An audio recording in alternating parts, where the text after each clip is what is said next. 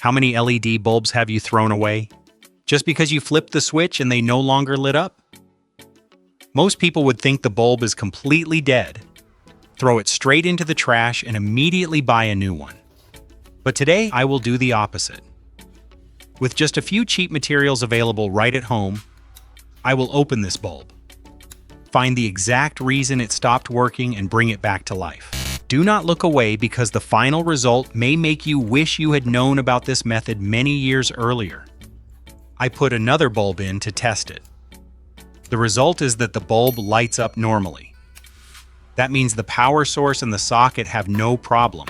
The fault is in this broken LED bulb itself. I start removing the outer protective cover.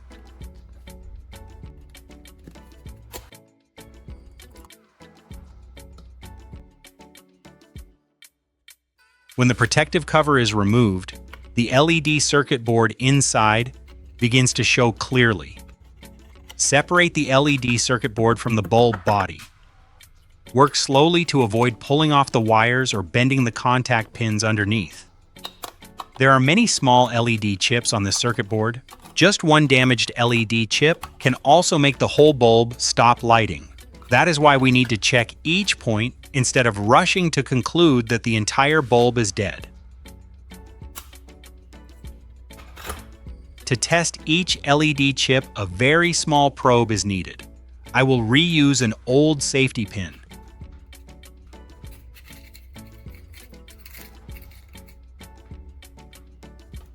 Cut off the clasp end of the safety pin to get two small needle pieces.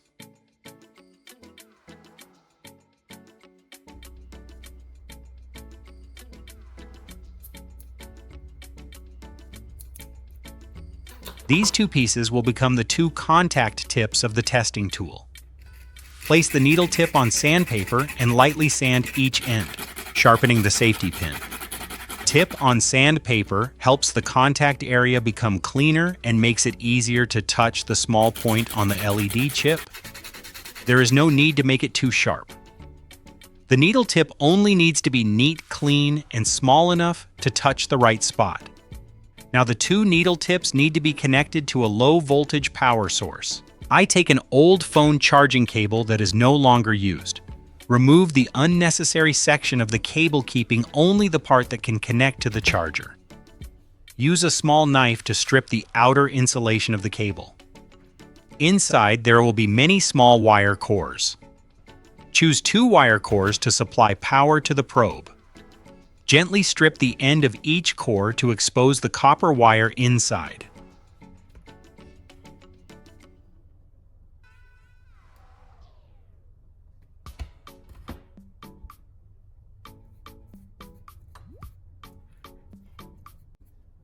Connect each wire core to each safety pin tip. Wrap the wire tightly around the needle, so the current can pass through more steadily. If the connection is loose when it touches the LED chip, the light may flicker or not light up, even though the LED is still good.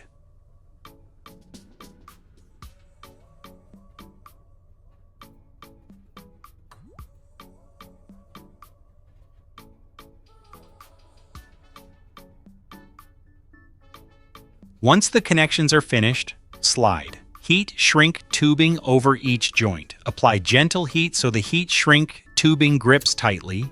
The heat shrink tubing helps insulate the connection and keeps it from coming loose during testing. This tool should only be used with low voltage from a phone charger. Use cutting pliers to remove the extra metal between the two contact tips. The distance between the two needle tips is very important. To make the probe stronger, I will reinforce the handle section.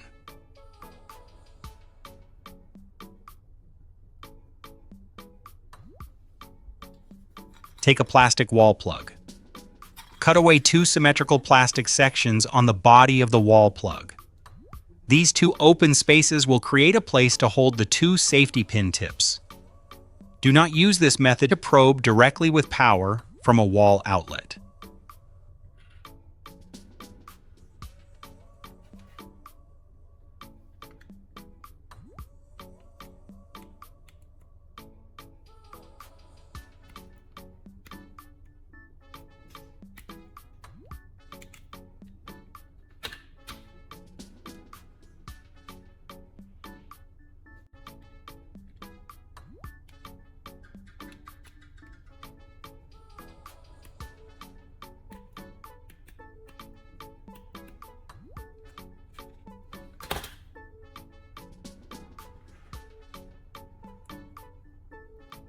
Align the two probes parallel to each other. Let the needle tips stick out just enough. Use heat shrink tubing to secure the two probes to the plastic wall plug. Apply gentle heat so the tubing grips the plastic body and the two needle tips tightly. At this point, the tool is much stronger.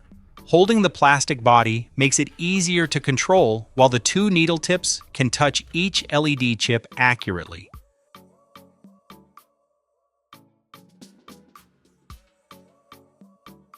Connect the probe to the phone charger. Power the charger.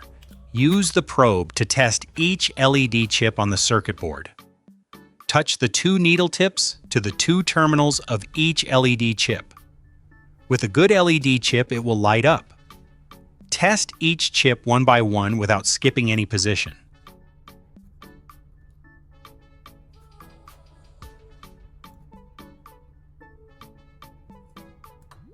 And when we reach this LED chip, it does not light up at all.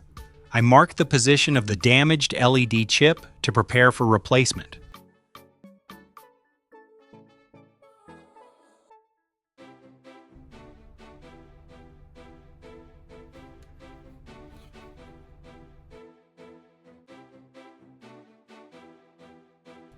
Instead of buying a new component, we can reuse another old LED circuit board. On old circuit boards, not every LED chip is damaged.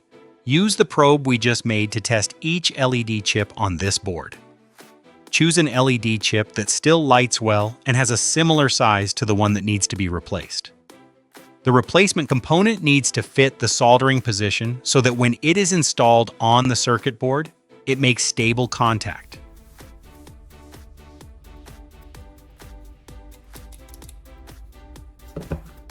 Secure the circuit board so it does not slip while working.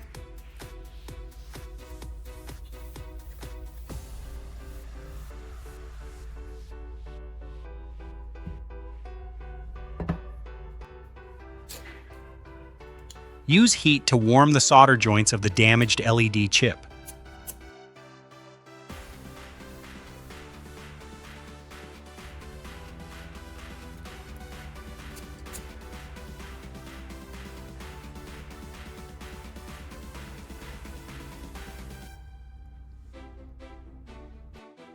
When the solder begins to soften, lift the damaged LED chip off the circuit board.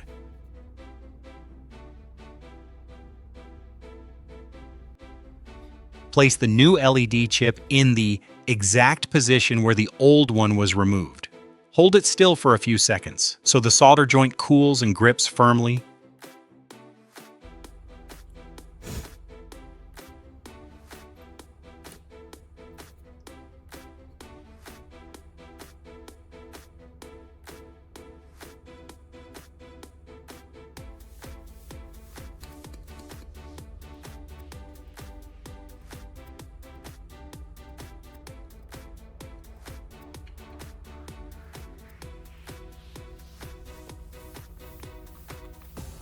After replacing the LED chip, I clean the circuit board again.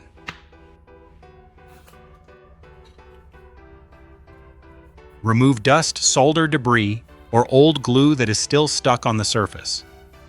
Small pieces of debris can cause poor contact or a short circuit if they sit in the wrong place.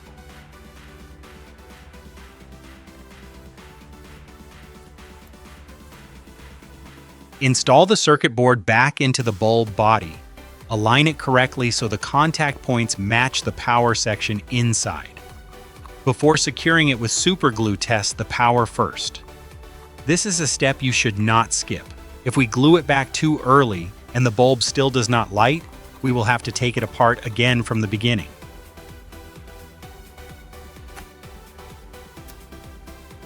The bulb begins to light up again. Let it run for a few seconds to see whether the light is stable. If the bulb does not flicker and does not suddenly turn off, the removed parts can be secured again.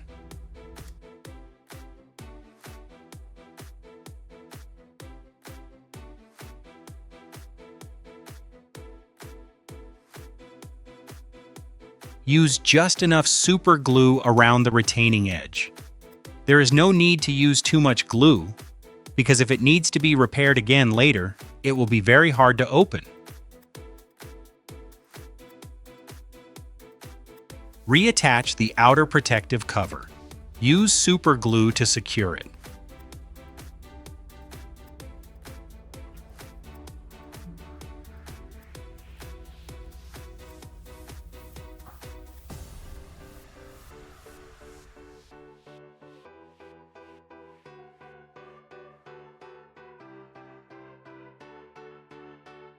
When the glue has stabilized, wipe the entire bulb body clean. Remove dust, fingerprints, and any excess glue if there is any. At this point, the bulb looks almost normal again. From an LED bulb that seemed ready to be thrown away, we found the exact damaged LED chip, replaced it with a working component, and brought the bulb back to life.